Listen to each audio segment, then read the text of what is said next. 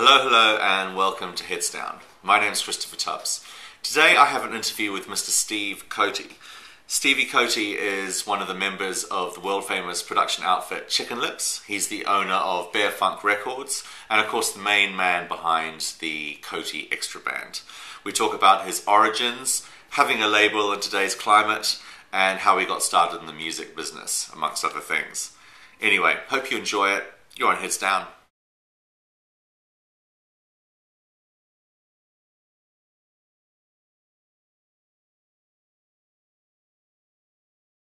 My parents are both from Ghana, West Africa, so there's a big connection with all the West African music, the high life sound, from Nigerian stuff, King Sunny, Fela Kuti, all of that is kind of like bread and butter to people of that era and that ilk.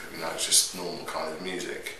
And I've started finding a few gems in my mum's collection. One of my favourite records ever was actually given to me by my mum. So this little baby here, the Afro body music. Hold it up to the camera. She had this record in her collection. I was listening to stuff on, as you do, hip hop and stuff, but I was like, wow, there's some other stuff out there that's kind of, I really like. I don't know what it is I like about it, but I like it. I was lucky enough, I had a good careers teacher at school who got me work experience. Well, she said, what do you want to do? And I was like, I don't know, I like music, I like this. And so eventually I sort of came back, she said, right, I've got you somewhere. And it's a West End studio. It's like a Soho studio, audio. And I was like, wow, that's amazing. It was in St Anne's Court, which is just like a little tiny alleyway in off Waldorf Street where opposite Chucky's Tunes used to be there and stuff, so it's a hive of activity. I started there just as like T-boy, and then I remember on like the first day, the guy's like, the reception guy who was looking after the booking said, look, you just go around and see all the engineers and all the artists and just make them a cup of tea, introduce yourself. So, but unbeknown to me at the time, they actually had some other spaces which they rented out. So I just went around and met everyone and made people tea that I didn't even have to make tea, but I had a killer cup of tea back then. I could really make a nice cup. I actually got offered a job there because when I had my work experience, then I got offered a job there in the summer for 6-week holidays. I was like, wow, so this is where I met more people and things like that. And yeah, really interesting time. It was like the first time I'd actually seen like the inside of working studios and what was going on, and the debauchery, the fun to be had. But it was also like the back end of the 80s, early 90s. There was a lot of West End money flying around those days. It was good times in London, I think. It's really shaping up to be quite interesting.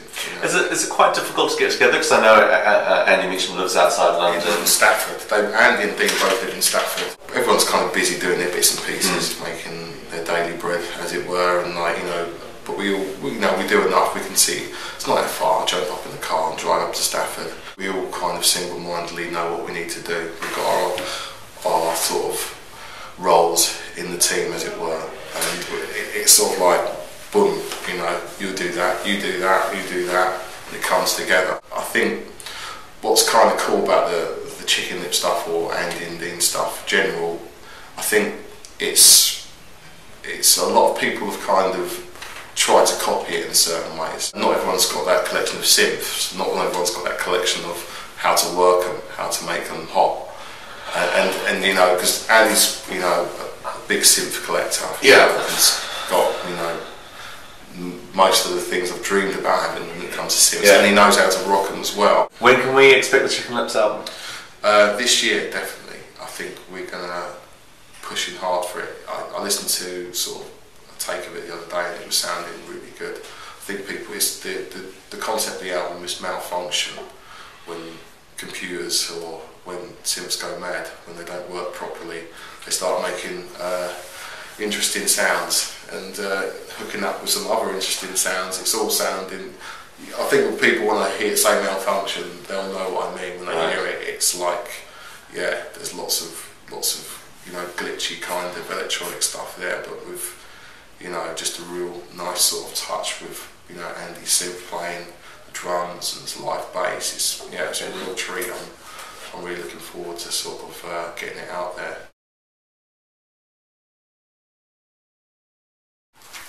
Yeah, spent a lot of time digging and finding stuff, and yeah, inspiration-wise, loving this record. I don't even want to give this tip out just yet, but this is a Max B record. Super Buana Max B. Yeah. What kind of vibe is that? It's probably one of the most amazing records I own, to be honest with you. I don't think there's not going to be a day I don't play it in a club or even at home. It's just, it's sort of funk based, up tempo, with a bit of Afro element, a bit of disco, but also some strings and piano and flute, and it's just like, yeah, it's a real find, really, a real find. I think it was 2000 we done the first sort of Big Bear records and Bear Funk and Bear Entertainment.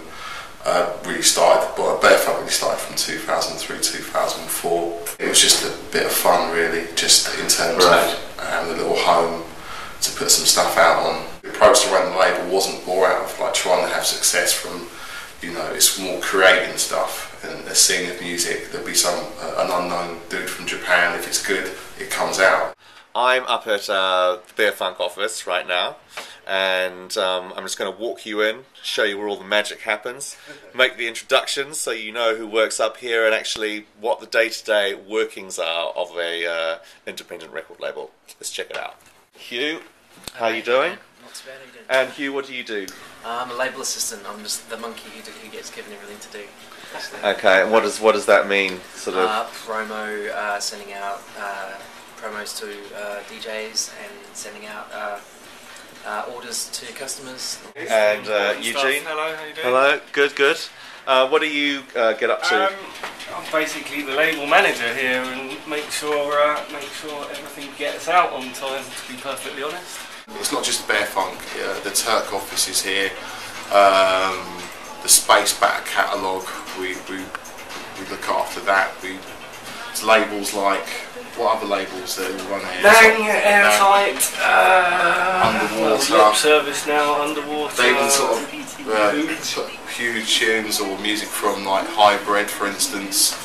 That's all run from here, so if I had to survive on Bear Funk alone, there wouldn't be an office or any people working here. What words of advice would you have to anyone who's looking at starting a label? Go to college, do something else, and don't even think about starting a record label. No, I'm joking. I don't know. I think it's such a funny industry. You know, I kind of learn things every day. The main thing is to sort of, you know, stick to yourself, to your guns of what you want to do. There's nothing worse than sort of bandwagon jumping producers or bandwagon jumping labels. Well, I mean, you know, I'm not saying everyone has to stick to every kind of music, and you know, if you're eclectic, you're eclectic. If you want to put out house records on the punk record the next week, then do it. But you know, people can see through you know, stuff that's a fad orientated thing.